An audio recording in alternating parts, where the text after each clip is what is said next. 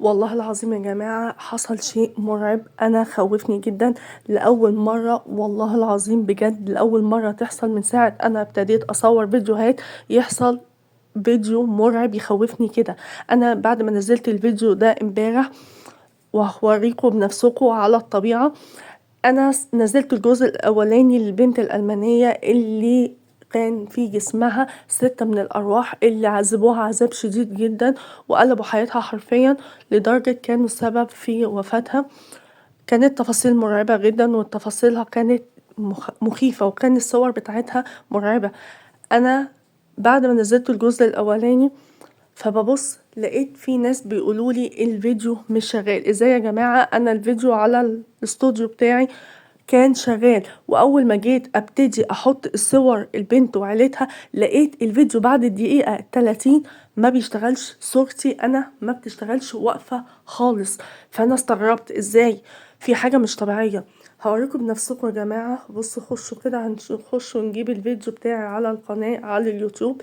بعد دقيقة 30 هتلاقوا الفيديو شغال. بصوا يعني اهو الفيديو شغال وانا بتحرك تمام وعادي خالص مفيش اي حاجة.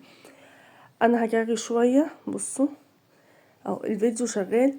اول ما جت في الدقيقة 27 وابتديت احط صور عيلة البنت والبنت، الفيديو للنهاية انا واقف عندي كده، الصوت شغال وانا ما بتحركش. بصوا يا جماعة انا هشغل لكم. جات لها من احدى الجامعات الكبرى منحة مغرية جدا ان هي زي ما انتوا شايفين كده الصوت شغال وانا الفيديو واقف، لدرجة انا شكيت ان كان في مشكلة عندي وانا بصور. دخلت على المعرض عندي لقيت الفيديو تمام وشغال 100 وبتحرك وكل حاجة. بس لما بدخل على الاستوديو او اسفة على اليوتيوب الفيديو بتاعي صوت بس، وانا لنهاية الفيديو من بعد ما ابتديت احط صور العيلة بتاعة البنت والبنت وهي في الجلسات بتاعتها الفيديو زي ما انتوا شايفين واقف كده. بصراحة الموضوع ده قلقني، لأول مرة يحصل لي من ساعة ما ابتديت احط القناة وانزل فيديوهات عليها. انا مش لاقية تفسير بصراحة يا جماعة، والله العظيم بجد قلت يمكن حتة بس كده يعني فيها عطل في تقل ولا حاجة. لا انا لقيت لنهاية الفيديو من بعد الدقيقة 27 الفيديو كله بالمنظر ده، انا ما بتحركش والصوت بس هو اللي شغال. بجد يا جماعة انا مش عارفة ايه السبب. انا هحاول اعمل الفيديو من اول وجديد وهنزله من تاني.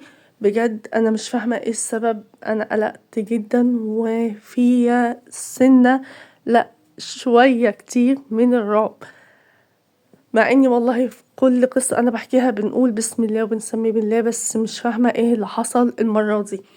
يا ريت تشجعوني وتقولوا لي ايه التفسير بالظبط. سامحوني لو في اشعارات بتيجي وكده، بس انا بعمل تسجيل للشاشة علشان اوريكم بنفسكم ايه اللي حصل. بصوا انا اعلي الصوت عشان اوريكم ان الصوت بتاعي شغال لاخر الفيديو، بس الصورة ما بتتحركش واقفة كده عليها وصوتها بيتغير وبتتكلم بصوت رجالي بعد ما بتفوق